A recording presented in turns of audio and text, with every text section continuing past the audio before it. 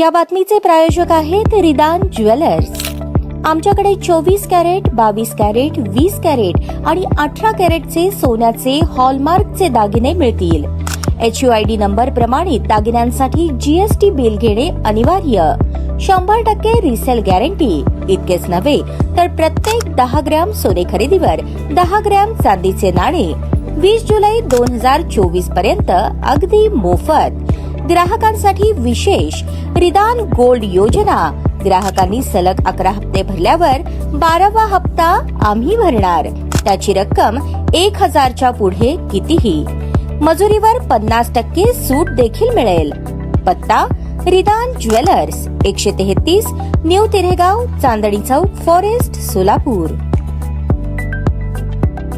काल मुख्यमंत्र्यांनी पंढरपुरात अचानक दौरा केला। शिवाजी महाराज चौकामध्ये जाधव नामक एक गरीब अबला महिला चुडा विकत होत्या। मुख्यमंत्री आले तर म्हणता येथील प्रशासनाने त्या जाधव नामक अबला महिलेच्या जवळ असलेले साहित्य काठ्या घालून अक्षरशः चक्काचूर केले। एक प्रकारे या गरीब महिलेची या दौऱ्यामुळे क्रूर थट्टाच झाली। आज शिवसेना उद्धव बाळासाहेब ठाकरे पक्षाच्या वतीने सडेतोड वक्ते रणजित बागल यांनी आपल्या पदाधिकाऱ्यांसह त्या स्थानी जाऊन महिलेची आस्थेने विचारपूस केली। महिलेला सन्मानाने साडी चोळी आणि आर्थिक मदत दिली। यावेळी बोलताना रणजित बागल म्हणाले, शासन लाडकी बहीण योजनेचा मोठा गाजावाजा करते, पण आज मुख्यमंत्री येणार म्हणून याच हातावर पोट असणाऱ्या महिलांवर मुख्यमंत्र्यांच्या प्रशासनाने काठ्या चालवल्या। यांचे खायचे दात वेगळे आणि दाखवायचे दात वेगळे आहेत। प्रशासनाचा निषेध करावा तितका कमी आहे। पुढे बोलताना योजना बहिणीची काढली आहे, मात्र बहिणीला सावत्र वागणूक देण्यात आली आहे, अशी टीका देखील बागल यांनी केली। यावेळी बागल यांच्यासह सामाजिक कार्यकर्ते पार्थ बेणारे, युवा सेनेचे प्रणित भैया पवार, हर्षद मोरे यांच्यासह इतर उपस्थित होते।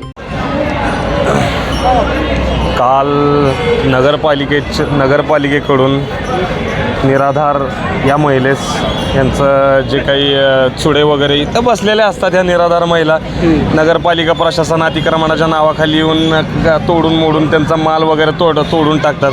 पर आषाढी वारीच्या पूर्वसंध्येला लोकांनी, व्यापाऱ्यांनी, या बारीक सारीक लोकांनी व्याजानं पैसे काढून माल भरलेला असून अशात मग अतिक्रमणाची गाडी येते आणि अशा निराधार महिलांवर प्रचंड मोठ्या प्रमाणावर अन्याय करते।